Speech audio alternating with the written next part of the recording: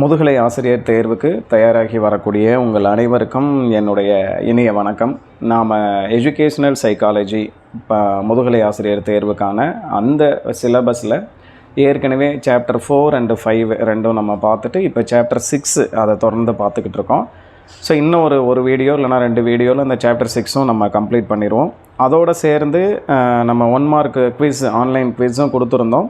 இப்போ லாஸ்ட்டாக கொடுத்துருந்த குவிஸுக்கான result publish பண்ணியிருக்கு. ஸோ நீங்கள் அந்த டெஸ்ட்டை எழுதின அந்த லிங்க்லேயே போய் நீங்கள் அந்த உங்களோட மார்க் ஸ்கோர் என்ன அப்படிங்கிறதையும் எது சரியான கொஸ்டின் ஆன்சர் அப்படிங்கிறதையும் செக் பண்ணிக்கலாம். நான் ஏற்கனவே சொன்ன மாதிரி தான், நீங்கள் ஒரு டெஸ்ட்டு எழுதுறீங்கன்னா என்ன தலைப்பில் கொடுக்குறோமோ அந்த தலைப்பில் இருக்க வீடியோவெல்லாம் முழுசாக பார்த்துட்டு போய் நீங்கள் டெஸ்ட் எழுதுனீங்கன்னா நிச்சயமாக மார்க்ஸ் ஃபுல்லாக வாங்கிடலாம். வெறுமனே டெஸ்ட்டை மட்டும் அட்டன் பண்ணுறதுனால நிறைய பர்சன்டேஜ்லாம் ரொம்ப லோவாக இருக்குது. அதை பார்த்துக்கோங்க. இனிமேல் அடுத்த டெஸ்ட்டு நம்ம கொடுத்துருவோம். அதே மாதிரி இந்த வீடியோவுக்கு கீழே இருக்க டிஸ்கிரிப்ஷனில் இது வரைக்கும் நடத்துனதுக்கான அந்த பிபிடி எல்லாமே கூகுள் டிரைவில் போட்டு அதோட லிங்க்கை ஷேர் பண்ணியிருக்கேன்.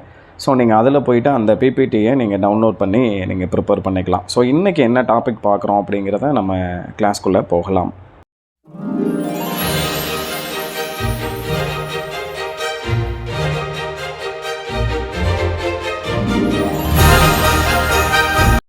இன்றைக்கி மொத்தம் நாம் 5 டாபிக் பார்க்க போகிறோம். அதில் முதல் டாபிக் மென்டல் ஹெல்த்து, மனநலம் அப்படின்னு நாம் சொல்கிறோம். நம்ம எல்லாருக்குமே தெரியும், ஒருத்தருடைய நார்மலாக ஹியூமன் பீயிங் எல்லாருக்கும் உடல் நலன் எந்த அளவுக்கு முக்கியமோ அதே அளவுக்கு மனநலனும் ரொம்ப முக்கியம். அதுதான் நம்ம சொல்லி கேள்விப்பட்டிருப்போம். அப்போ மனநலம் அப்படிங்கிற என்ன அப்படின்னா, ஒருத்தர் தன்னுடைய மனதை சரியான அளவில் அவர் பாதிக்கப்படாமல் பார்த்துக்கிறது. இந்த மனநலன் சரியாக இல்லைன்னா அதுதான் மனநலம் பாதிக்கப்பட்டவர். அப்போ சரியாக இருக்கிறவனா எதெல்லாம் சரி பண்ணிக்கணும் அப்படின்னா, இதை மென்டல் ஹெல்த்துன்னு ஒரு சில சமயம் சொல்லுவோம். மென்டல் வெல்பீயிங் அப்படின்னு சொல்லிட்டும் சில சமயத்தில் நாம் சொல்லுவோம். இந்த வெல்பீயிங் அப்படிங்கிறத சரியான அளவில் நாம் ஹெல்த்தியாக வச்சுக்கிறதுக்கு பேர். இப்போ இதில் எந்த மனநலனில் எதெல்லாம் வரும் அப்படின்னு பார்த்தோம் அப்படின்னா, எமோஷ்னல் வெல்பீயிங், சைக்கலாஜிக்கல், அதாவது மன வெளிச்சி, தன்னுடைய எமோஷன்ஸை சரியான அளவில் வெளிப்படுத்தி கற்றுக்கிட்ட ஒருத்தர், அதே அளவில் உளவியல் ரீதியாக ஹெல்த்தியாக இருக்கக்கூடிய ஒரு பர்சன்.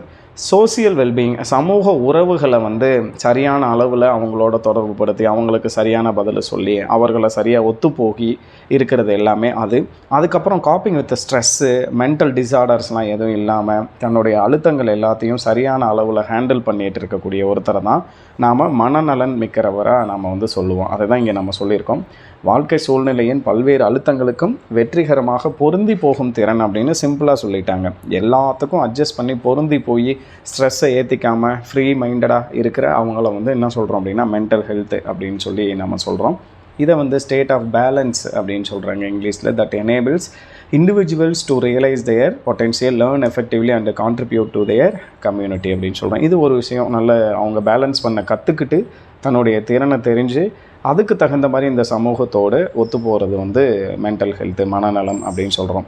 அதே மாதிரி how we handle stress, relate to others and make choices. நாம் எந்த அளவுக்கு இந்த உலக அழுத்தங்கள், சமுதாய அழுத்தங்கள்லாம் நாம் தாங்கிக்கிட்டு அதை ஹேண்டில் பண்ணுறோமோ, அடுத்தவர்கள் மேலே அதை திணிக்காமல், அடுத்தவங்களுக்கு எந்த தொந்தரவும் கொடுக்காம நாம் தேர்ந்தெடுக்கிறது எல்லாமே சரியான அளவில் போகிறோமோ அது எல்லாமே மனநலன், மென்டல் ஹெல்த்தில் வந்துடும். இந்த மென்டல் ஹெல்த்து வகுப்பறையில் ஆசிரியர்களுக்கும் மாணவர்கள் 2 பேருக்குமே ரொம்ப முக்கியம். ஒரு நல்ல சரியான மென்டல் ஹெல்த்து உள்ள, மனநலம் உள்ள ஒரு ஆசிரியர் தான் பாடங்களை சரியான அளவில் கற்பித்தல் செய்ய முடியும். அதே மாதிரி மனநலம் சரியாக இருக்க மாணவர்களால் தான் நல்ல கற்றலை உருவாக்க முடியும். அதனால தான் ஒரு வகுப்பறை மனநலன் சிறந்ததாக இருக்கணும். ஒரு மகிழ்ச்சியான, ஒரு நல்ல சூழலை கொடுக்கக்கூடிய அந்த வகுப்பறை தான் நல்ல மனநிலையை கொடுக்கும். அதுதான் நல்ல கற்றலை உண்டாக்கும் அப்படின்னு சொல்கிறோம். ஏன்னா மனநலன் உள்ளவருடைய பண்புகள் நம்ம எல்லாருமே பார்த்துருப்போம். மனநலன் பாதிக்கப்பட்டவர்களுக்கு எதெல்லாம் பிரச்சனையோ அது எல்லாம் சரியாக இருக்கக்கூடிய ஒருத்தர் மனநலம் உள்ளவருடைய பண்புகளை நாம் பார்ப்போம். எல்லாரோடவும் சரியாக நடந்துக்குவாங்க, அட்ஜஸ்ட் பண்ணி போய்க்குவாங்க, அடுத்தவர்களுக்கு தொந்தரவு கொடுக்க மாட்டாங்க, தனக்கு தானே ஸ்ட்ரெஸ்ஸு, அழுத்தத்தை கொடுத்துக்க மாட்டாங்க, எந்த ஒரு மன பிரச்சனைகளையும் வெளியே ஈஸியாக சொல்லிவிட்டு அதை அப்போதைக்கு சரி பண்ணிக்குவாங்க. இந்த மாதிரி இருக்கக்கூடிய நிலை தான் மகிழ்ச்சியை வச்சுக்குவாங்க தன்னை சுற்றி இருப்பவர்களை. இதெல்லாம் தான் ஒரு மனநலன் மிக்கவருடைய நாம் பண்புகளாக நாம் பார்ப்போம். ஸோ இந்த ரெண்டாவது டாபிக் வந்து கான்ஃப்ளிக்ட், மன போராட்டம் அப்படின்னு சொல்கிறோம். இல்லைனா இதுக்கு மன முரண்பாடு அப்படின்னு சொல்லிட்டு இன்னொரு பேர் இருக்குது. இந்த மன போராட்டம்ங்கிற வார்த்தையை நாம் கேள்விப்பட்டிருப்போம் நம்ம எல்லாருக்குள்ளேயும். எளிமையாக உங்களுக்கு புரிகிற மாதிரி நாம் சொல்லணும்னா, ஏதோ ஒரு விஷயம் நடக்குது, நாம் அடுத்து என்ன பண்ணணும்னு ஒரு முடிவு பண்ண முடியாமல் ஒரு போராட்டத்தில் சிக்கியிருக்கேன், எனக்கு மனசுக்குள்ளே நிறைய போராட்டமாக இருக்குது, நான் இதை தேர்ந்தெடுக்கிறதா அதை தேர்ந்தெடுக்கிறதா அப்படின்லாம் இருக்குது அப்படின்னு சொல்லுவோம். அதே மாதிரி தான், அதே ஒரு கான்செப்டை தான் இங்கே நம்ம உளவியல் ரீதியாக நாம் இங்கே சொல்ல வரோம். அதாவது முடிவு எடுக்கிறதுல ஏற்படக்கூடிய தடுமாற்றத்தை தான் வந்து என்ன சொல்லுவாங்க அப்படின்னா மன போராட்டம் அப்படின்னு சொல்லுவாங்க. நாம் எந்த விஷயம்னு என்னால் முடிவு பண்ண முடியலப்பா, இதுவும் சரியாக இருக்குது அதுவும் சரியாக இருக்குது, இப்போ எனக்குள்ளே ஒரு பெரிய மன போராட்டம் நடந்துகிட்டு இருக்கு அப்படின்னு நம்ம சொல்லுவோம் இல்லையா, அதை தான் சொல்கிறோம். இங்கே நம்ம ஒரு குறிக்கோளை அடைய முடியாமல் தடுக்கப்படும் நடத்தைக்கு முரண்பாடு அல்லது மனப்போராட்டம் என்று பெயர். நாம் அடுத்த ஸ்டெப் எடுத்து வச்சோம்னா அங்கே போய் சேர்ந்துடலாம், ஆனால் அதை ஆக விடாமல் நம்மளை வந்து தடுத்துக்கிட்டு இருக்க ஒரு விஷயம் நம்ம மனசுக்குள்ளேயே இருக்குது, அது ஒரு தடையாக இருக்குது. அந்த தடையை தான் என்ன சொல்கிறோம் அப்படின்னா கான்ஃப்ளிக்ட்டு, மனப்போராட்டம் அப்படின்னு சொல்கிறோம். இது எப்போ நடக்கும் அப்படின்னு பார்த்தோம்னா, ஒன்றுக்கு மேற்பட்ட தேவைகள் இருக்குது நமக்கு வந்து நிறைய. இப்போ நான் ஒரே சமயத்தில் எனக்கு 2-3 விஷயம் ப்ராப்ளம் இருக்குது சார். இப்போ நம்ம டிஆர்பிக்கு ப்ரிப்பேர் பண்ணுறவங்களுக்கே இருக்கும் ப்ராப்ளம் இருக்கும் சார், எனக்கு ஃபேமிலி இருக்குது, எனக்கு இன்னொரு பக்கம் நான் வேலைக்கும் போய் ஆகணும், எனக்கு பொருளாதார ரீதியாக எனக்கு பிரச்சனையே இருக்குது அப்படின்னும்போது இந்த மனப்போராட்டங்களுக்கு இடையில தான் நாம் அந்த நம்மளுடைய குறிக்கோளை நோக்கி நாம் போராடிக்கிட்டு இருக்கோம். ஸோ அதை தான் நம்ம அந்த சூழலை தான் என்ன சொல்லுவோம் அப்படின்னா மனப்போராட்டம் அப்படின்னு சொல்லுவோம். நிறைய விருப்பங்கள் இருக்கும், அதில் எந்த விருப்பத்தை நோக்கி நாம் போகிறதுன்னு தான் முடியாது, நம்முடைய தேவைகளையும் நிறைவு செஞ்சுக்க முடியாது. ஸோ இதை தான் மனப்போராட்டம், கான்ஃப்ளிக்ட் அப்படின்னு சொல்கிறோம். A state of disagreement or opposition either within or individual or between individuals, groups of organizations அப்படின்னு சொல்கிறோம். அதாவது இது ஒரு தனி நபருக்குள்ளேயும் நடக்கலாம் சரிங்களா இந்த மனப்போராட்டம். இல்லைனா நாம் அடுத்தவங்களோட போராடிக்கிட்டு இருப்போம், நான் வந்து என்னோடய குறிக்கோள் அடையிறதுக்கு அவங்க வந்து தடையாக இருக்காங்க, ஒரு பர்டிகுலர் பீப்புள் வந்து ரெடியாக இருக்காங்க, இன்னொரு குரூப் ஆஃப் பீப்புள் வந்து இதை தடுக்கிறாங்க அப்படிங்கிற மாதிரி ஒரு நிறுவனம் எங்களுக்கு வந்து போராட்டம், எங்களுக்கு பிரச்சனையாக இருக்குது, எங்களால் அந்த குறிக்கோள் அடைய முடியல அப்படின்னு சொல்கிறதெல்லாம் நாம் வந்து மனப்போராட்டத்தில் தான் சேர்ப்போம். இந்த மனப்போராட்டத்துக்கான காரணம் என்ன அப்படின்னு சொல்லி பார்த்தோன்னா நமக்கு எளிமையாக புரியும். நம்முடைய இலக்குக்கும் நாம் அடைஞ்சதுக்கும் இடையிலான வித்தியாசம் நிறையா இருக்கும். அதுவே ஒரு பெரிய மனப்போராட்டமாக இருக்கும். நான் வந்து எய்ம் பண்ணது ஒன்று, ஆனால் எனக்கு கிடைச்சது ஒன்று அப்படிங்கும்போது அந்த இடத்துல மனப்போராட்டம் இருக்கும். நான் இன்னும் அதை நம்ம அடையாமல் இருக்கோம் அப்படின்னு சொல்லிட்டு. அப்புறம் ஒரே நேரத்தில் பல இலக்குகள், நிறைய கோல்ஸ் வச்சுருப்போம். நான் வந்து இதை போய் சேர்ந்தே தீரணும் அப்படின்னு சொல்லிட்டு இந்த பக்கம் ஒரு கோல், ரைட் சைடு ஒன்று, லெஃப்ட் சைடு ஒன்று, இத்தனை வச்சுக்கிட்டு எதை நோக்கி நம்ம பயணம் பண்ணுறதுன்னு தெரியாமல் ஒரு பிரச்சனையாக இருக்கும். அதுவே மனப்போராட்டத்துக்கு ஒரு பெரிய காரணமாக இருக்கும். செல்ஃப் கான்ஃபிடென்ஸ் இல்லாமல், தன்னம்பிக்கையே இல்லாமல் ஒருத்தர் இருக்கும்போது, அப்போ வந்து கான்ஃபிடென்ஸே இல்லை அப்படின்னு பண்ணும்போது, அதுக்கப்புறம் பிறரால் வஞ்சிக்கப்படும் போது, யாராவது ஒருத்தர் நமக்கு ஏதாவது ப்ராப்ளம் கொடுத்துட்டாங்க, அவங்க வந்து நம்மளை ஏமாற்றிட்டாங்கன்னும் போது, அதுக்கப்புறம் அவமானப்படுத்திட்டாங்க அப்படின்னும் போது, வறுமையால் என்னால் ஒரு விஷயத்தை, ஒரு குறிக்கோளை அடைய முடியலை அப்படின்னு சொல்லும்போது, அப்புறம் யாருமே நமக்கு சப்போர்ட் பண்ணலை, பேரண்ட்ஸ் உட்பட யாரும் நமக்கு சப்போர்ட் பண்ணல, ஒரே வீட்டில் இருக்கோம், ஆனால் எனக்கு எந்த சப்போர்ட்டும் இல்லை, ஆனால் நானாக வந்து இந்த விஷயத்துக்காக போராடிட்டுருக்கேன் அப்படின்ற சமயத்தில் நிறைய கட்டுப்பாடுகள் அந்த மாதிரி நமக்கு விதிக்கப்படும் போது, இதெல்லாம் வந்து நம்முடைய மனப்போராட்டத்துக்கு காரணமாக அமையும். அடுத்தது இந்த மனப்போராட்டத்துடைய வகைகள், டைப்ஸ் ஆஃப் கான்ஃப்ளிக்ட் அப்படின்னு சொல்கிறோம். அதாவது மொத்தம் 3 வகை இருக்குது. அப்ரோச் கான்ஃப்ளிக்ட் அப்படின்னு ஒன்று சொல்கிறோம். அணுகுதல் மனப்போராட்டம் அப்படின்னு சொல்கிறோம். இது வேறு ஒன்றும் இல்லை, ஒருத்தன் தான் விரும்பிய 2 இலக்குகள் அவனுக்கு கிடைக்குது, 2 ஆப்ஷன்ஸ் அவனுக்கு கிடைக்குது, அதில் எதை வந்து அவன் சூஸ் பண்ணுறதுங்கிறது குழப்பம் வருது. அது வந்து அப்ரோச் கான்ஃப்ளிக்ட் அப்படின்னு சொல்கிறோம். அதாவது நான் எதிர்பார்த்த 2மே எனக்கு கிடைக்கிது, அதில் எதை நான் வந்து தேர்ந்தெடுக்கிறதுங்கிறப்ப நடக்கிற போராட்டத்துக்கு பேர் வந்து அப்ரோச் கான்ஃப்ளிக்ட் அப்படின்னு சொல்கிறோம். அதுக்கப்புறம் அப்ரோச் அவாய்டன்ஸ் கான்ஃப்ளிக்ட் அப்படின்னு சொல்கிறோம். அணுகுதல் தவிர்த்தல் மனப்போராட்டம் அப்படின்னு சொல்கிறோம். இங்கே என்ன கிடைக்கிதுன்னா, எனக்கு வந்து நான் விரும்பின ஒன்றும் கிடைக்கிது, விரும்பாத ஒன்றும் கிடைக்கிது. இதை என்ன சொல்கிறாங்கன்னா நேர் ஊக்கியும் கிடைக்கிது, அதாவது பாசிட்டிவ் மோட்டிவும் கிடைக்கிது, நெகட்டிவ் மோட்டிவும் எனக்கு ஒரே சமயத்தில் கிடைக்கிது.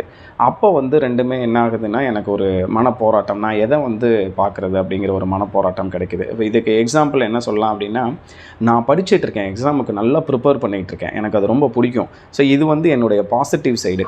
இப்போ நெகட்டிவ் சைடு என்ன ஆகுது, நான் ப்ரிப்பேர் பண்ணிகிட்டு இருக்கும்போது தவிர்க்கப்பட வேண்டிய ஒன்று என்னை வந்து மனப்போராட்டத்துக்கு உள்ளாக்குது. அதாவது நான் இப்போ படிச்சுட்ருக்கேன், கிரிக்கெட் ஓடிட்டுருக்கு, வேர்ல்டு கப் மேட்ச் ஓடிட்டுருக்கு. இப்போ எனக்கு என்ன ப்ராப்ளம்? நான் இதை படிக்கிறதா? இல்லை நெகட்டிவ் வந்து என்னைய தவிர்க்கப்பட வேண்டியது வந்து எனக்குள்ள என்னைய பார்க்க சொல்லி தூண்டுது. அப்போ அதை நான் பார்க்கவா? அப்படிங்கிறது தான் வந்து அப்ரோச்சு அவாய்டன்ஸ் கான்ஃப்ளிக்ட் அப்படின்னு சொல்கிறோம்.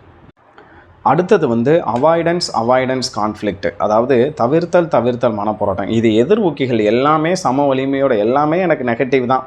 ஆனால் அது எனக்குள்ளே வந்து ஃபோர்ஸ் பண்ணுது என்னைய. நீ இதை தான் சூஸ் பண்ணி ஆகணும். இப்போ நம்ம சொல்லுவோம் இல்லையா, ஒரு பையன் நிறைய கெட்ட வழிக்கு போகிறான், நிறைய வந்து மன வளர்ச்சி சரியில்லாமல் போகிறான், மனமுதிர்ச்சி சுத்தமாக அவனுக்கு இல்லை, அவனுக்கு குறைவு இருக்குது, மென்டல் டிஸார்டர்ஸ் இருக்குது. அந்த மாதிரி ஆட்களெல்லாம் இந்த அவாய்டன்ஸ் கான்ஃப்ளிக்ட் வந்து ரொம்ப அதிகமாகும். நெகட்டிவாக யார் ஒருத்தர் மைண்டு ரொம்ப அதிகமாக இருக்கும், அவங்க நெகட்டிவான விஷயங்களால் ஈஸியாக ஈர்க்கப்பட்டுருவாங்க. இப்போ உதாரணத்துக்கு நாம் சொல்லுவோம் அப்படின்னா, ஒரு பையன் வந்து இந்த வாழ்க்கையை வெறுத்துட்டு எனக்கு என்ன இதெல்லாம் தேவையில்லை அப்படின்னும் போது அவனுக்கு அந்த கெட்ட சகவாசம் சேரும்போது அவர்கள் சொல்லித்தர இப்போ நம்ம வந்து போதைக்கு அடிமையாகிறது இதெல்லாம் எளிமையாக அவர்களை வந்து பாதிச்சிடும் அப்படின்னு சொல்கிறோம்.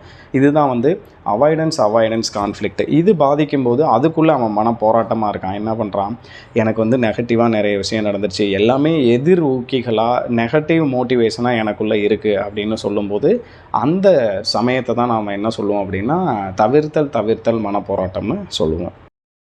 அடுத்து நாம் பார்க்க போகிற தலைப்பு வந்து ஃப்ரஸ்ட்ரேஷன், மனமுறிவுன்னு சொல்லுவோம், இல்லைனா விரக்தி அப்படின்னு சொல்லுவோம். நம்ம வந்து இந்த வார்த்தையெல்லாம் கேள்விப்பட்டிருப்போம், ரொம்ப விரக்தியில் இருக்கான் பாவன் அப்படின்னு சொல்லி. எப்படி விரக்தி ஆகும் ஒருத்தனுக்கு? நாம் நினச்ச விஷயம் நடக்கலை, இல்லை ரொம்ப தாமதமாகிட்டுருக்கு, எல்லாருக்கும் அந்த டைமில் நடந்துருச்சு, எனக்கு ரொம்ப இதாகிருச்சு, எனக்கு ஒரு சரியான திருப்தியை கொடுக்கல இந்த நடக்கிற ஒரு விஷயம் அப்படின்னும் போது என்ன ஆகும் அப்படின்னா நமக்கு வந்து மனமுறிவு, விரக்தின்னு சொல்லுவோம். நம்ம சொல்லுவோம் இல்லையா, அவன் ரொம்ப விரக்தியில் இருக்கான்ப்பா, அவனுக்கு இதே பண்ணலை, சும்மா எல்லாரும் பாஸ் பண்ணிட்டாங்க, அவனுக்கு வந்து ரொம்ப விரக்தியில் இருக்கான், பிரச்சனையில் இருக்கான், மனசை விட்டுட்டான்னு சொல்லுவோம் இல்லையா, அந்த மாதிரி சூழலை தான் நாம் என்ன சொல்லுவோம் அப்படின்னா இந்த மனமுறிவு, விரக்தின்னு சொல்கிறோம். அதாவது ஒரு செயலை செய்ய விடாமல் தடுப்பதாகும் அப்படின்னு சொல்கிறோம். இது வந்து இதுக்கப்புறம் அடுத்த ஸ்டேட் போக மாட்டான். விரக்தியில் இருக்கவனை போய் ஏதாவது ஒன்று பண்ணப்படா, இதெல்லாம் என்ன லைஃபு, என்ன வாழ்க்கை அப்படின்னு சொல்லிட்டு உட்காந்துருப்போம் இல்லையா. அதுதான் ஊக்கிகளால் ஏற்படுகின்ற திருப்தியை தடை செய்கின்ற போதோ அல்லது தாமதப்படுத்தும் பொழுதோ மனமகிழ்ச்சியற்ற நிலை ஒன்று உருவாகும். அதுதான் மனமுறிவுன்னு சொல்கிறோம். இப்போது நாம் எதிர்பார்த்திருந்த ஒரு விஷயம் நடக்காதப்போ நாம் எப்படி வந்து மகிழ்ச்சியாக இருக்க முடியும்? மகிழ்ச்சி அற்ற ஒரு சூழ்நிலை உருவாகுது இல்லையா. அதைத்தான் நாம் என்ன சொல்கிறோம் அப்படின்னா மனமுறிவு, விரக்தியான சூழ்நிலை அப்படின்னு சொல்லுவோம். விரக்திங்கிறது மகிழ்ச்சி இல்லாத சூழல், நம்ம எல்லாருக்கும் தெரியும். அதைத்தான் இங்கே நம்ம ஃப்ரஸ்ட்ரேஷன் அப்படிங்கிற வார்த்தையில் நம்ம சொல்கிறோம். Emotional state that arises when a person's goal or needs are blocked from being achieved. நாம் நினச்சதை முடிக்க விடாமல் நம்மளை வந்து தடுத்துட்டாங்க, அந்த சூழலுக்கு பேர் தான் என்ன சொல்கிறோம் அப்படின்னா நாம் மனமுறிவு அப்படின்னு சொல்கிறோம். இது எதனாலலாம் நடக்கும்? நம்ம விரக்தி அடைஞ்சிருவோம். இப்போது ஒரு குறிப்பிட்ட இலக்கை நோக்கி நாம் ஓடிட்டுருக்கோம். எனக்குன்னு ஒரு பெரிய நோக்கம் இருக்குங்க, அந்த நோக்கத்தை நோக்கி நான் ஓடிட்டுருக்கேன், ஒரு எக்ஸாமுக்கு ப்ரிப்பேர் பண்ணுறேன், பாஸ் பண்ணிவிட்டு நான் வேலைக்கு போயிடுவேன்னு சொல்கிறோம். அப்படி இருக்கிறத தடுக்கிறதுக்கு என்ன காரணம்லாம் இருக்கும்? இப்போ நம்ம உடல் சார்ந்த தடையாக இருக்கலாம். இப்போ நம்முடைய ஹெல்த்து ப்ராப்ளமாக இருக்குது, அதனால் என்னால் படிக்க முடியாமல் போயிடுச்சு. ஒருத்தர் நல்லா ஸ்போர்ட்ஸில் பெரிய ஆள் ஆகலான் இருப்பான், அவனுக்கு ஏதாவது ஒரு ப்ராப்ளம் வந்து ஹெல்த் ப்ராப்ளம் வந்து ஸ்போர்ட்ஸில் விளையாட முடியாமல் போயிடும். அதுக்கப்புறம் சமூக பொருளாதார சூழல், அதில் இடையூறுகள் இருக்கும், என்னால் பணம் கட்ட முடியல, நாலேஜ் இருக்குது, அந்த மாதிரி இருக்கும். அதுக்கப்புறம் அறிவு குறைவாக, அது நிறைய நாலேஜ் வந்து நான் நிறைய இன்னும் படிச்சிருந்துருக்கணும், கம்மியாக படிச்சிட்டேன், அதனால் அந்த டைமில் என்னால் அச்சீவ் பண்ண முடியாமல் போயிடுச்சு, ஸோ விரக்தி அடைஞ்சிட்டேன் அப்படின்னு சொல்லுவோம்.